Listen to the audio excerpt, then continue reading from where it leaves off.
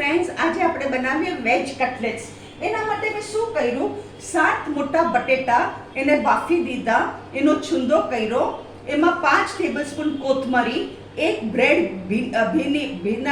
ભીનો કરીને નિતારીને, મીઠું, મરચું, હાફ ટીસ્પૂન મીઠું સ્વાદ અનુસાર, ધાણા જીરું હાફ ટીસ્પૂન આમચૂર પાવડર, હાફ ટીસ્પૂન લાલ મરચું, હાફ ટીસ્પૂન હળદર, અને બીજું મેં શું કર્યું, એમાં આમચૂર પાવડર નાખ્યો, અને મેઇન ઇન્ગ્રેડિયન્ટ છે એમાં મેં આપણું ઓલું જીરાનું નાખ્યું 1 ટીસ્પૂન, એમાં જીરાનું નાખ્યું, અને એની આવી રીતે મેં કટલેટ્સ વાળી લીધી.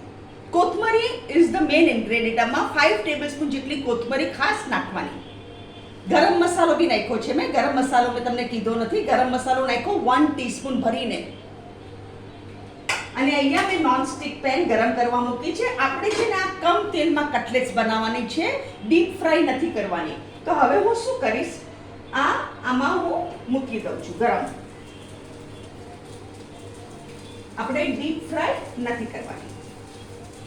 આ એકદમ ઓછા તેલમાં થશે અને બહુ સરસ લાગે.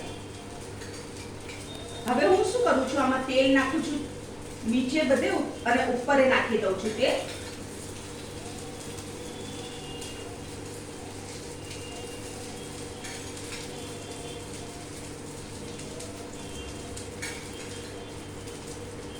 મીઠું, મરચું, હળદર, ધાણા જીરું, આમચૂર પાવડર, ગરમ મસાલો, કોથમરી, એક બ્રેડની સ્લાઇસ અને કોર્નફ્લોર. અને કોર્નફ્લોર વગર તો તમારે આ તૂટશે. કોર્નફ્લોર 2 ટેબલસ્પૂન ભરીને મેં કોર્નફ્લોર નાખ્યો છે, અને એનાથી છે ને કડક કે થશે. 2 ટેબલસ્પૂન ભરીને કોર્નફ્લોર.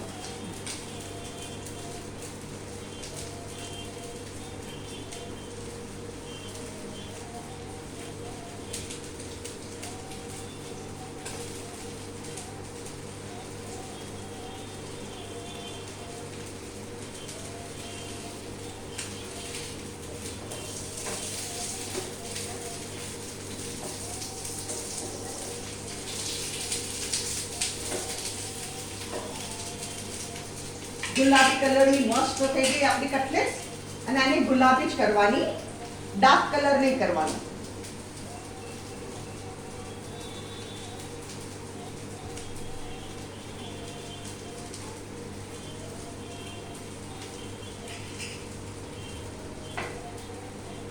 એ ગેસ હજુ ફાસ્ટ કરું છું, ધીરો કરવાની જરૂર નથી. અને ફાસ્ટ ગેસ જ કરવાની છે, અને ધીરા ગેસે આપણે કરવાની જરૂર નથી. હવે ધીરો કર્યો મેં. આપણી કટલેટ્સ થઈ ગઈ, બે બાજુથી સરસ શેકાઈ ગઈ.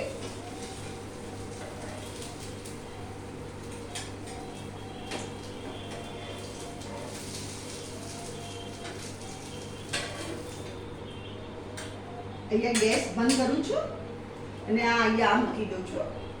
નોનસ્ટિક કોઈ દિવસ ગરમ ઉપર નહીં રહેવા દેવાનું. હવે આપણી પ્લેટિંગ તૈયાર કરીએ આપણે.